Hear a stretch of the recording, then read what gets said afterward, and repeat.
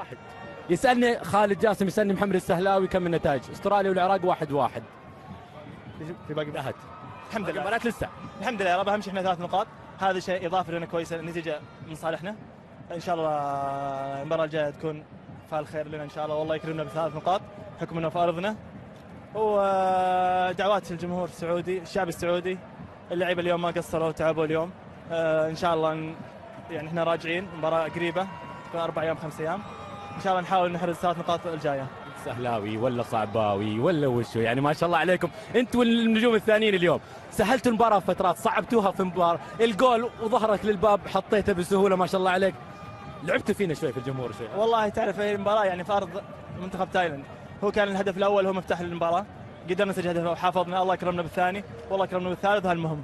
غبت مباراتين او 3 وكنت تحترق تبي تلعب، كنت اشوفك كنت تحاول انك ترجع فيها. اليوم عدلت رقم هداف زي كبير زي سامي الجابر بالهدف رقم 16 في التصفيات مع المنتخب. الحمد لله، هذا فضل من ربي وفضل زملائي اللاعبين يعني، وكلنا في خدمه المنتخب السعودي من الجيل الماضي للجيل الحالي والجيل اللي بعد كذا، ان شاء الله لو يوفقنا لخدمه الشعب السعودي ونحاول نفرحهم يعني. اشكرك مو كجمهور مو كاعلام، كجمهور نشكر المدرب، نشكر إدارة المنتخب، نشكر فادي السليم. صح؟ اكيد نشكر الكل ونتمنى وقفتهم معنا ان شاء الله، وان شاء الله الله يسهل امورنا ان شاء الله. يعطيك العافيه محمد السهلاوي. شكرا محمد السهلاوي، ومن قبله ياسر مسلم. اللقاءات والوعد ان شاء الله في المكزون. ومسك العافيه يا ابو جاسم.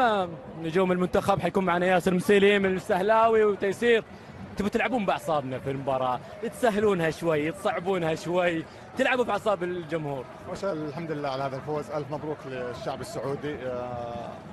العيال ما قصروا اليوم، يعطيهم العافيه. طبعا انت جاي في الجو رطوبه، ما تقدر تجاري تلعب 90 دقيقه بنفس الرتم.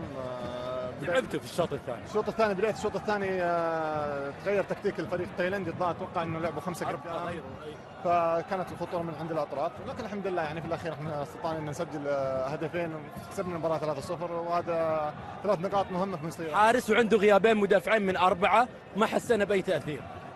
قلت لك انا تقريبا قبل المباراه تكلمت وقلت ان الموجودين كلهم بنفس المستوى بنفس الخبره. الحمد لله يعني التكتيك المدرب واضح للعيبه كلهم، اي لاعب حينزل تاكد انه حيطبق نفس التكتيك، لان المدرب يشتغل على المجموعه كامله مو على اسماء معينه. نحجز روسيا ان شاء الله باذن الله، امامنا مباريات كمان مهمه نفكر فيها ان شاء الله بشكل ايجابي ان شاء الله باذن الله، فالنا روسيا ان شاء الله. يعطيكم العافيه. الله يعافيك. شكرا ياسر المسيليم. حيكون معنا محمد السهلاوي، ويمكن ما ادري اذا تيسير جاسم. ارجع لك ابو جاسم لما نجهز بالسهلاوي.